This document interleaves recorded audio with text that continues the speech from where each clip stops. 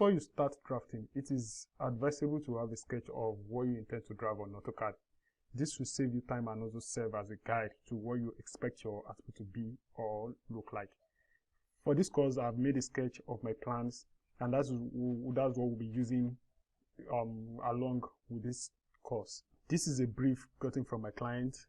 My client wants me to design a 4-bedroom duplex for him, and having listened to his brief and offered him professional advice on the functionality of the design, we came up with what you are looking at on the screen.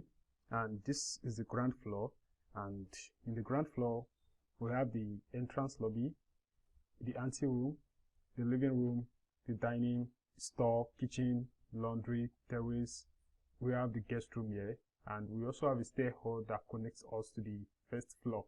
And let's check the first floor now. In the first floor now, we have the family living room, we have the master bedroom, we have the terrace, which we can also call it a balcony. We have a kitchenette here. We have the other bedroom, the 4th and the 3rd bedroom. All the bedroom and suites, which makes the total number of bedrooms we have in the whole building 4. And we have another stair hall that reconnects us back to the ground floor.